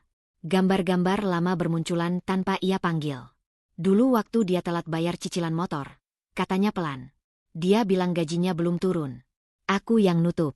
Terus waktu dia ribut sama temannya karena proyek gagal, dia bilang salah paham. Aku yang minta maaf ke orang-orang. Rina mengangguk, mendorongnya lanjut tanpa kata. Reva menghela napas. Setiap kali ada masalah, selalu ada alasan. Selalu ada pihak lain yang disalahkan. Aku ikut menutupinya. Karena... Rina bertanya lembut. Reva menelan ludah. Kata itu berputar lama sebelum berani keluar. Karena aku takut sendirian. Rina tidak langsung merespons. Ia membiarkan kalimat itu berdiri, memberi ruang. Reva merasakan tenggorokannya mengeras, tapi ia terus berbicara, seolah bendungan kecil itu sudah retak. Aku tumbuh dengan keyakinan kalau perempuan harus punya pasangan supaya dianggap utuh, lanjutnya. Ibuku sering bilang, hidup itu berat kalau sendiri. Aku melihatnya bertahan dalam pernikahan yang membuatnya diam. Aku pikir, itu harga yang harus dibayar. Rina meraih tangan Reva, menggenggamnya erat. Dan kamu membayar harga itu terlalu lama. Reva mengangguk, air mata akhirnya jatuh. Aku takut kalau aku pergi, aku gagal. Takut dilihat lemah. Takut, tidak ada yang memilih aku. Rina menggeleng pelan. Yang terjadi justru sebaliknya. Kamu memilih dirimu sendiri untuk pertama kalinya. Kata-kata itu sederhana, tapi menghantam tepat di dada Reva. Ia teringat koper-koper itu, suara pintu yang menutup, pesan-pesan yang menekan. Semua itu bukan ledakan, melainkan rangkaian pilihan kecil yang selama ini ia hindari. Kalau aku jujur, kata Reva lirih, aku bukan cuma marah sama Dimas. Aku marah sama diriku sendiri karena membiarkan ini. Rina tersenyum tipis. Marah itu bagian dari sadar. Yang penting, kamu tidak kembali membenarkan yang salah. Mereka duduk lebih dekat. Rina mengeluarkan ponselnya, membuka catatan. Lihat ini, katanya. Pola. Dimas menghindar, kamu menutup. Dimas menekan, kamu mengalah. Dimas merasa aman karena kamu selalu ada untuk menyerap dampaknya. Reva menatap daftar itu. Setiap poin seperti cermin. Tidak ada yang baru. Tapi semuanya kini terang. Aku pikir aku menjaga pernikahan, katanya. Ternyata aku menjaga kebiasaan buruk. Rina mengangguk. Dan sekarang kamu di titik balik. Ini bukan soal menang atau kalah. Ini soal berhenti mengkhianati dirimu. Sunyi kembali menyelimuti ruangan, kali ini tidak menekan. Reva merasakan sesuatu berubah bentuk di dalam dirinya. Ketakutan yang dulu mengikat kini menjadi kewaspadaan yang melindungi. Ia menghapus air mata, menghela napas panjang. Aku takut melangkah sendirian, katanya jujur. Tapi aku lebih takut kehilangan diriku. Rina tersenyum, matanya berkaca-kaca. Aku ada. Tapi yang paling penting, kamu ada untuk dirimu sendiri. Ponsel Reva bergetar di meja. Nama Dimas muncul. Reva menatapnya lama, lalu membalik ponsel itu tanpa menjawab. Rina tidak berkata apa-apa, hanya mengangguk kecil, seolah mengakui pilihan itu. Sore menjelang. Rina bersiap pulang, berdiri di ambang pintu. Apa langkahmu berikutnya? Tanyanya. Reva menarik napas, suaranya lebih mantap dari yang ia kira. Aku akan berhenti menjelaskan hal yang seharusnya jelas. Dan aku akan bicara, tapi di ruang yang aman. Rina memahami maksudnya. Itu berani. Setelah Rina pergi, Reva kembali ke kamar. Ia membuka lemari, mengambil satu map yang lebih tipis dari sebelumnya. Di dalamnya, ada jadwal, catatan, dan satu nomor yang ia simpan rapi. Ia duduk di tepi ranjang, menimbang-nimbang. Ada risiko di sana, reaksi keluarga, stigma, perlawanan Dimas. Namun ada juga kejujuran yang tidak bisa lagi ia tunda. Reva mengambil ponsel, membuka kontak itu, dan mengetik pesan singkat. Saya siap bertemu dan membahas langkah selanjutnya. Minggu ini. Ia menekan kirim. Saat ponsel kembali sunyi, Reva menyadari satu hal penting. Ketakutannya tidak hilang. Ia masih takut sendirian. Tapi kini ketakutan itu tidak lagi memegang kendali. Ia berdiri, menatap pantulan dirinya di cermin. Mata yang lelah, tapi jernih. Kesadaran itu tidak mengakhiri konflik. Justru ia menyalakan api baru. Api yang akan menguji seberapa jauh ia berani mempertahankan dirinya sendiri. Reva tahu hari itu akan datang. Tapi tetap saja dadanya menegang saat bel pintu berbunyi. 1 kali. Lalu 2. Tidak tergesa, tidak ragu. Seperti orang yang merasa masih punya hak. Reva berdiri di ruang tamu, menatap pintu beberapa detik lebih lama dari biasanya. Kesadaran yang ia peroleh bersama Rina belum berubah menjadi keberanian penuh, tapi cukup untuk membuatnya tidak lagi gemetar. Ia membuka pintu. Dimas berdiri di sana dengan raut wajah yang berusaha ia kenali sebagai menyesal. Jaketnya kusut, matanya lelah, tapi bukan karena kehilangan Reva. Ada kegelisahan lain yang lebih dangkal, takut jatuh dari tempat aman yang selama ini ia nikmati. Reva, katanya pelan. Aku perlu ngomong.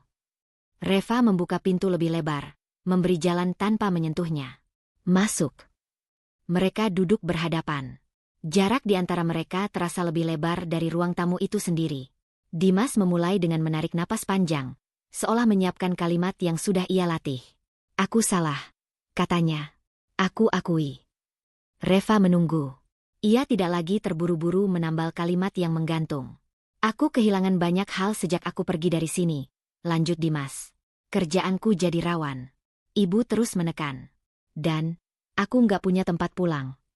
Kalimat terakhir itu terdengar seperti pengakuan. Tapi Reva merasakan sesuatu yang janggal. Ia menyilangkan tangan di dada, menjaga jarak emosional. Dan aku di mana dalam semua itu? Tanyanya tenang. Dimas terdiam sejenak. Kamu istriku, katanya akhirnya. Tempat pulangku. Reva tersenyum tipis, getir. Aku bukan alamat darurat. Nada suaranya tidak tinggi, tapi kalimat itu membuat Dimas tersentak. Ia bergeser di kursinya. Aku serius, Reva. Aku mau berubah. Kita bisa mulai lagi. Mulai dari apa? Tanya Reva. Dari jujur? Dari bertanggung jawab? Atau dari kenyamanan yang hilang? Dimas mengangkat wajahnya, sedikit defensif. Kamu kenapa selalu menuduh?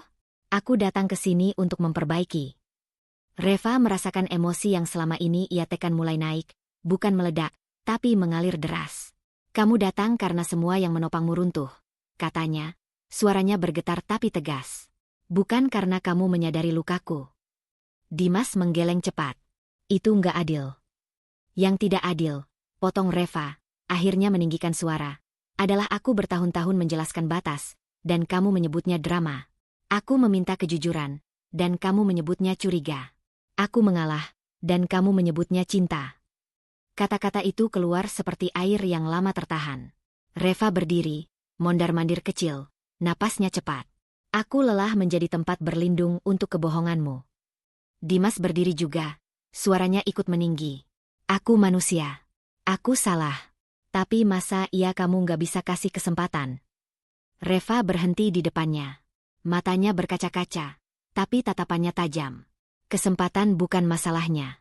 Nilai kita yang berbeda. Dimas terdiam. Maksud kamu? Kamu melihat hubungan sebagai tempat aman untuk jatuh. Apapun yang kamu lakukan, kata Reva. Aku melihat hubungan sebagai tanggung jawab untuk menjaga. Sunyi jatuh di antara mereka. Dimas menghela napas, suaranya melemah. Aku butuh kamu. Reva mengangguk pelan. Aku tahu. Tapi aku butuh diriku sendiri. Dimas mendekat setengah langkah, nadanya berubah menjadi memohon. Kita bisa ke konselor. Kita bisa atur ulang keuangan. Aku akan putus sama Naya. Reva tertawa kecil. Pahit.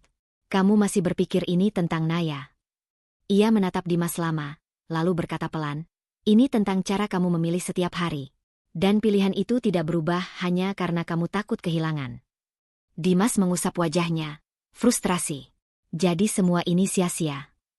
Tidak, jawab Reva. Ini jujur. Ia kembali duduk, kelelahan emosional mulai terasa di tubuhnya. Aku tidak membencimu, katanya. Tapi aku tidak bisa hidup dengan versi dirimu yang menolak tanggung jawab. Dimas berdiri kaku. Wajahnya berubah, bukan lagi memohon, melainkan terluka oleh kenyataan yang tidak bisa ia kendalikan. Kamu berubah, katanya lirih. Reva mengangguk. Aku sadar. Kata itu menutup banyak hal.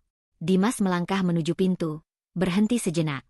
Kalau aku benar-benar jatuh, katanya, setengah ancaman, setengah harap, kamu akan menyesal. Reva menatap punggungnya. Aku sudah terlalu lama menyesal demi menjaga kita. Pintu tertutup. Reva berdiri di ruang tamu, tubuhnya gemetar hebat setelah semua emosi keluar.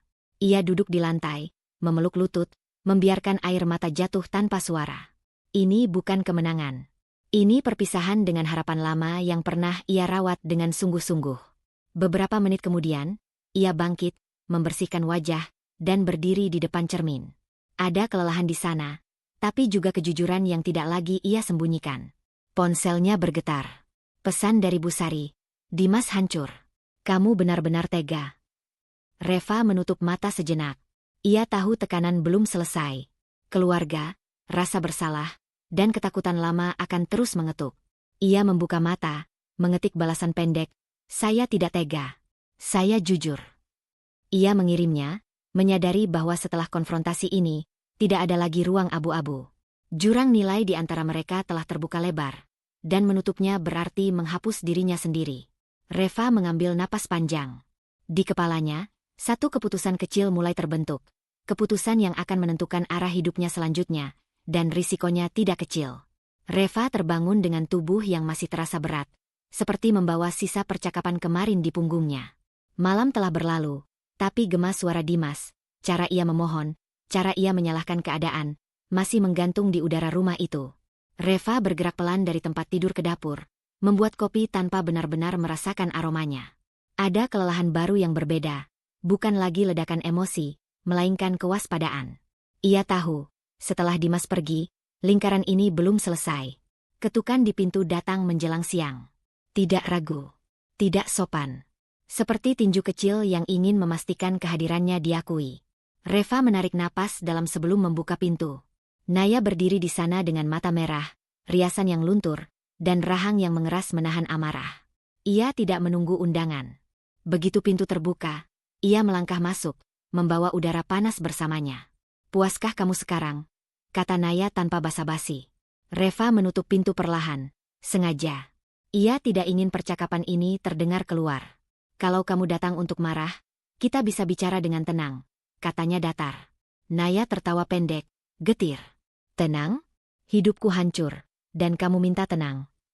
Reva berdiri beberapa langkah darinya, menjaga jarak. Jantungnya berdegup cepat, bukan karena takut, tapi karena dorongan lama untuk menjelaskan, membela diri, dan akhirnya mengalah. Dorongan itu masih ada, dan justru karena itu ia memilih diam sejenak. Aku kehilangan semuanya, lanjut Naya, suaranya naik. Dimas, reputasiku, kerjaanku mulai bermasalah, dan semua orang melihatku seperti penjahat. Padahal kalau kamu tidak bersikap berlebihan. Berhenti. kata Reva. Satu kata, pelan, tapi cukup membuat Naya terdiam sesaat. Reva menatapnya lurus. Aku tidak akan berdebat. Naya menyipitkan mata. Tentu saja. Kamu selalu begitu.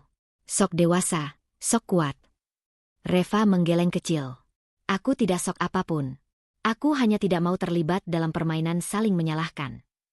Naya melangkah lebih dekat. Kamu tahu tidak, Dimas benar-benar jatuh setelah kamu menolaknya. Dia hancur. Dan aku ikut tenggelam bersamanya. Reva merasakan dada mengencang. Ada rasa bersalah yang mencoba masuk, mencari celah. Ia mengenali perasaan itu, perasaan yang dulu selalu membuatnya menyerah. Kali ini, ia menahannya. Pilihan Dimas bukan tanggung jawabku, katanya tenang. Dan pilihanmu juga bukan. Naya menggeleng keras. Kamu egois. Mungkin, jawab Reva. Tapi aku tidak akan lagi mengorbankan diriku untuk membuat orang lain merasa lebih baik. Kalimat itu membuat Naya terdiam lebih lama. Amarah di wajahnya bergeser, bercampur dengan ketidakpercayaan. Kamu berubah, katanya lagi, kali ini dengan nada berbeda. Bukan tuduhan, melainkan kehilangan. Reva mengangguk. Aku harus. Ia berjalan ke sofa dan duduk, memberi isyarat halus bahwa percakapan ini tidak akan berubah menjadi adu teriakan. Naya ragu sejenak, lalu ikut duduk, tapi tubuhnya kaku, seperti siap bangkit kapan saja. Aku tidak datang untuk minta maaf, kata Naya akhirnya. Aku datang karena aku tidak tahu harus menyalahkan siapa lagi. Reva menatap tangannya sendiri. Ada empati yang muncul, tapi ia menolak membiarkannya berubah menjadi pengampunan yang tidak diminta. Aku mengerti kamu marah, katanya. Tapi kemarahanmu tidak memberimu hak untuk melampaui batas hidupku. Naya menelan ludah. Jadi kamu mau cuci tangan? Aku mau bertanggung jawab atas bagianku, jawab Reva. Aku memilih berhenti. Itu saja. Sunyi menyelimuti ruangan.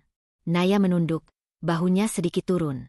Aku kira kalau kamu hancur, aku akan merasa lebih baik, katanya lirih. Tapi ternyata tidak.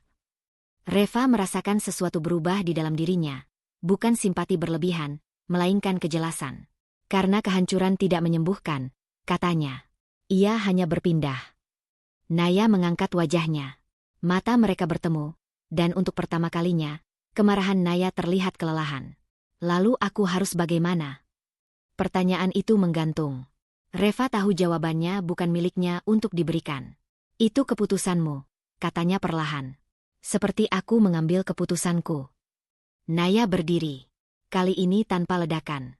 Kamu benar-benar tidak akan kembali? Tanyanya, seolah masih mencari celah. Reva menggeleng. Tidak. Naya menarik napas panjang, lalu berjalan ke pintu. Sebelum keluar, ia berhenti. Aku benci kamu sekarang, katanya jujur. Reva mengangguk. Aku bisa menerimanya. Pintu tertutup. Tidak ada air mata. Tidak ada kelegaan besar. Hanya kesadaran pahit bahwa setiap orang kini berdiri di puing-puing pilihannya sendiri. Reva bersandar di pintu, menghembuskan napas perlahan. Ia merasa lebih ringan sekaligus lebih sendirian. Menetapkan batas ternyata bukan akhir konflik, melainkan awal dari fase baru. Fase di mana ia harus hidup dengan konsekuensi tanpa pelindung kompromi lama. Ponselnya kembali bergetar. Pesan dari Rina. Kamu baik-baik saja? Reva mengetik lama sebelum menjawab. Belum. Tapi aku jujur. Ia meletakkan ponsel, menatap rumah yang kini terasa berbeda. Bukan lagi tempat menunggu siapapun, melainkan ruang untuk belajar berdiri sendiri. Namun di balik ketenangan itu, ia tahu tekanan belum berhenti. Lingkaran sosial, keluarga Dimas, dan bayangan rasa bersalah masih akan datang bergantian. Reva berjalan ke jendela, memandang keluar.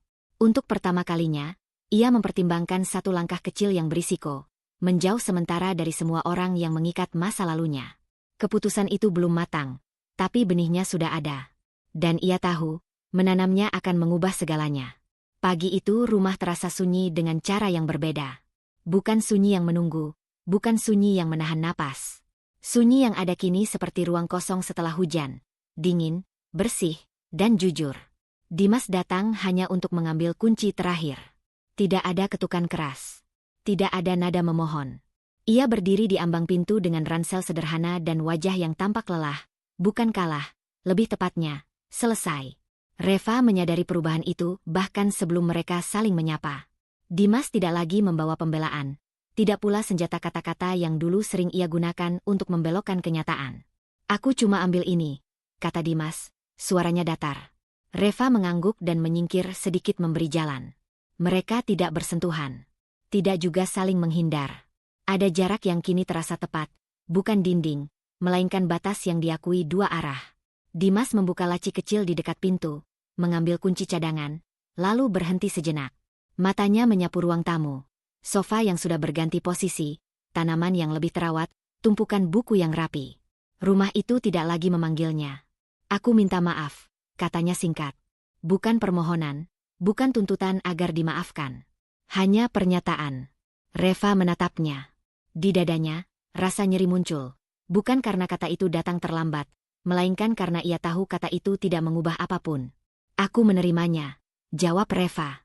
Ia tidak berkata aku memaafkanmu, karena ia belajar perbedaan keduanya. Dimas mengangguk. Aku akan pergi. Baik, kata Reva. Tidak ada adegan perpisahan yang layak dikenang. Dimas melangkah keluar, menutup pintu tanpa menoleh. Untuk pertama kalinya, Reva tidak merasa ditinggalkan. Ia merasa dilepaskan, dan juga melepaskan. Ketika langkah Dimas menghilang, Reva berdiri lama di ruang tamu, merasakan sesuatu runtuh perlahan di dalam dirinya. Duka itu datang, tak bisa dihindari. Duka atas mimpi yang pernah ia rawat, atas waktu yang ia pertahankan terlalu lama, atas dirinya yang dulu percaya mengalah adalah bentuk cinta. Ia duduk di lantai, punggung bersandar ke sofa. Tangannya gemetar sebentar, lalu tenang. Ia menangis tanpa suara, air mata yang jatuh bukan untuk memanggil siapapun kembali, melainkan untuk mengubur sesuatu yang sudah selesai. Di sela isak yang tertahan, ada rasa lega yang membuat napasnya panjang dan dalam. Siang beranjak, dan Reva bergerak. Ia membuka jendela, membiarkan cahaya masuk. Mengangkat karpet, menyapu sudut-sudut yang jarang tersentuh. Menata ulang rak buku, memisahkan yang ingin disimpan dan yang ingin ia lepaskan. Setiap benda menjadi keputusan kecil. Ini milikku, ini bukan lagi. Di kamar, ia menemukan kotak berisi foto-foto lama. Ia duduk di ranjang, membuka satu persatu. Senyum-senyum yang pernah tulus, perjalanan yang pernah hangat. Tidak semuanya palsu. Dan menerima itu, bahwa sesuatu bisa nyata namun tetap berakhir, memberinya ketenangan baru. Ia menyimpan beberapa foto, mengembalikan sisanya ke kotak dan menaruhnya di lemari, bukan untuk dilupakan, melainkan untuk tidak lagi memimpin. Ponselnya berbunyi. Rina menelepon. Sudah? Tanya Rina, suaranya lembut. Sudah, jawab Reva. Dia pergi. Ada jeda singkat di ujung sana. Kamu bagaimana? Reva memejamkan mata sejenak, mengecek dirinya sendiri. Sedih, katanya jujur. Dan ringan. Itu kombinasi yang sehat, kata Rina. Reva tersenyum tipis. Aku baru belajar. Mereka berbincang singkat. Tidak ada rencana besar, tidak ada analisis panjang. Hanya keberadaan yang cukup. Setelah menutup telepon, Reva kembali menata. Ia memindahkan meja kecil ke dekat jendela, meletakkan buku catatan kosong di atasnya. Meja itu terasa seperti janji, bukan janji kepada orang lain, melainkan kepada dirinya sendiri. Sore hari, Bu Sari datang. Kali ini tanpa nada menekan. Wajahnya canggung, matanya menyimpan rasa bersalah yang belum selesai. Dimas bilang dia pergi, ucapnya pelan. Iya, Bu. Bu Sari duduk, tangannya saling meremas. Saya banyak salah dengar, katanya. Saya terlalu cepat menilai. Reva mengangguk, menerima pengakuan itu tanpa menuntut penebusan. Terima kasih sudah bilang begitu. Kalau kamu butuh apa-apa, Bu Sari menggantung kalimatnya. Aku baik-baik saja, potong Reva dengan sopan. Aku sedang belajar berdiri.